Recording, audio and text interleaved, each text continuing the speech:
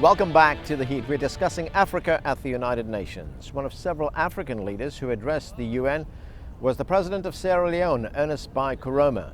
His country was hard hit last year when about 4,000 people died in the Ebola epidemic. I sat down with President Koroma in New York. Mr. President, thanks for joining us. Thank you for having me. A year ago, Sierra Leone was battling the Ebola crisis. Your country lost up to 4,000 people. Can you give us an update on the crisis right now, and has it been contained? Yes, we announced the outbreak of Ebola in May 2014, and it was new to us. It had a devastating effect on our people, the economy, and the country as a whole. We've suffered huge losses, both in terms of personnel and the entire economy. But with the support from the international community and the resilience of our people, I am happy to report that the Ebola fight is now under control, and we've had very limited cases at the turn of the year, and since August, September, the numbers have dwindled down considerably. I can now even say that we have started our countdown of 0+42. Talking about support from the international community, you just met the Chinese Foreign Minister, Wang Yi.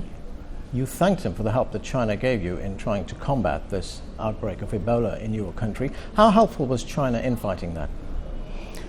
Well, the Chinese help was remarkable. It came in very handy. When we appealed to the international community for support, their response was timely. They provided equipment, personnel, medicines, and cash.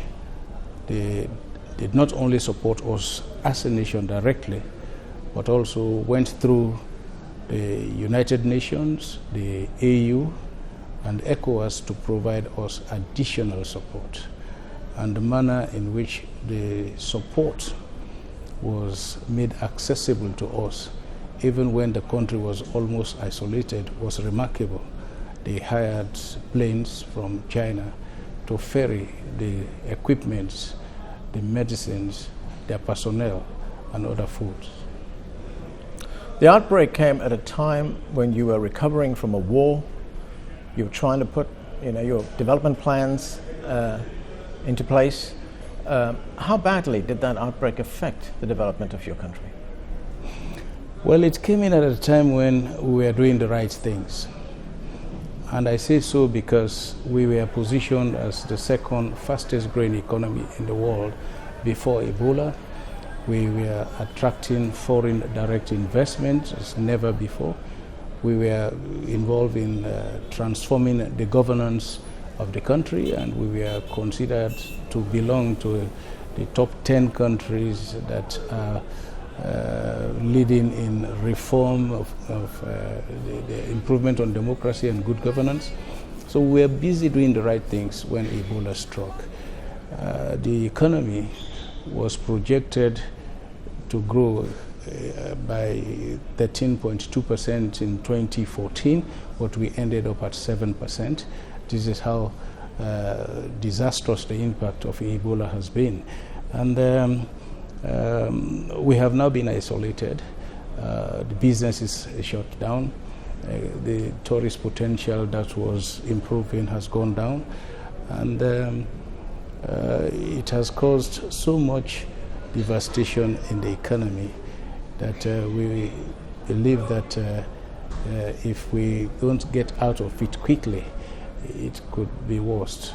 But I am happy that we are now coming out. The people have shown great resilience, and the mining companies and others are now engaged in trying to restart operations. So I believe that give us another 12 months, we'll get back to our pre-Ebola days of transforming the economy.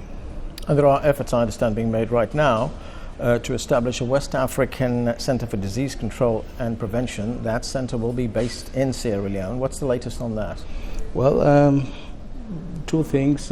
We have had initial support from the Chinese in terms of providing the basic infrastructure and the equipment.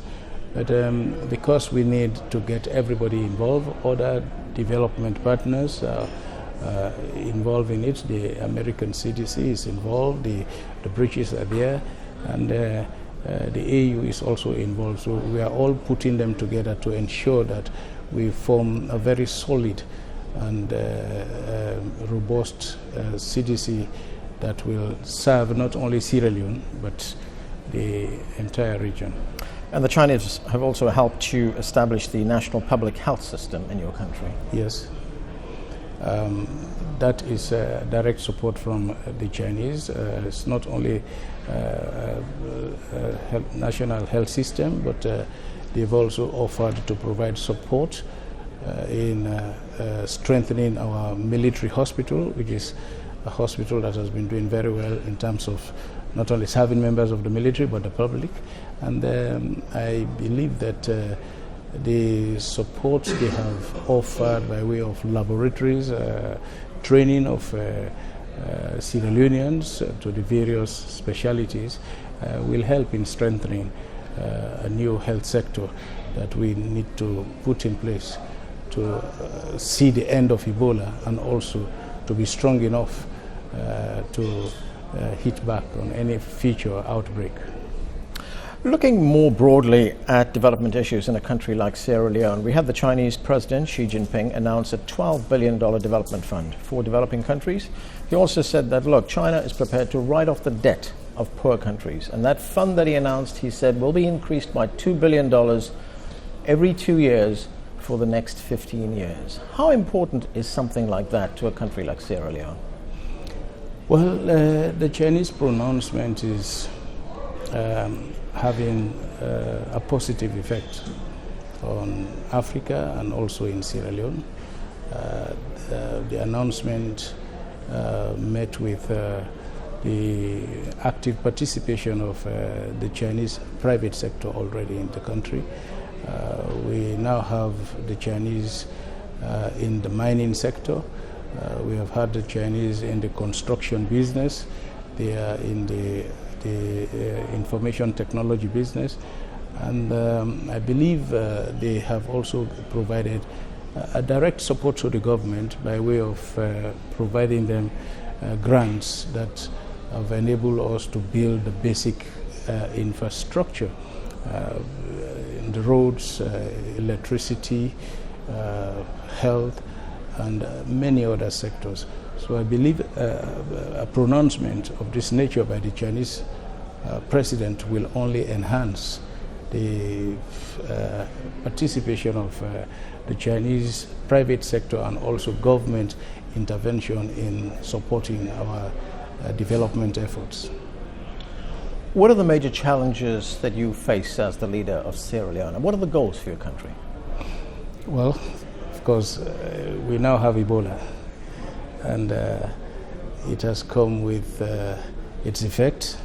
We also have the effects of the drop in the global prices of iron ore, which was the main driver of our economy, and we are experiencing these difficulties at a time when we believe that we have positioned ourselves.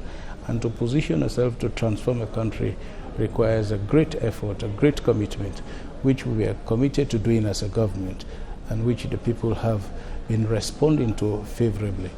But mind you, we have a background of a country that is coming from war. And when a country comes from war, it requires to build the entire infrastructure. You have to start from scratch in the sectors of education, health, you name it. And this is going along with limited capacity, financial capacity. And so you find yourself in the middle of a very difficult situation of managing a growing process with great limitations. But I must say that we have been working very well. We have been responding very well. The nation has been responding very well. This is not to say that the challenges don't exist. The challenges will always be there.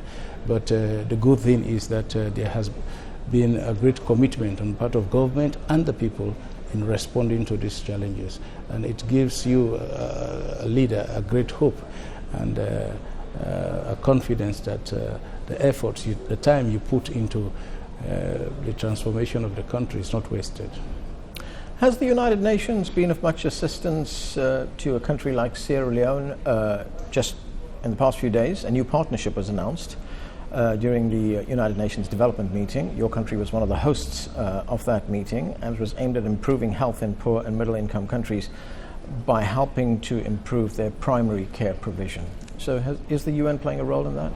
Well, the UN has always played a role, and I must say that after the war, the UN played a significant role in building the pieces of the country together. We had to build a new infrastructure.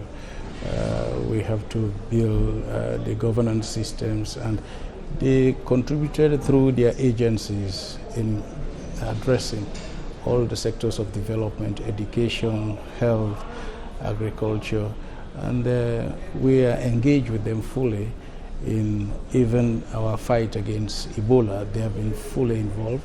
They formed in an UNMIA, the United Nations mission that is charged with the responsibility to help the countries coordinate their fight against Ebola. They had a sub-regional structure and national structures which have worked with us collaboratively in our fight against Ebola. And as we are now witnessing the end, we are now coming into the post-2015 UN efforts. I think we look forward to working together with them in developing, achieving the plans beyond 2015. Yeah, you've mentioned infrastructure several times in this conversation. We know that China has been involved in infrastructure projects in many countries in Africa. What is China doing in Sierra Leone? Well, in the aspect of infrastructure, China has come in many ways.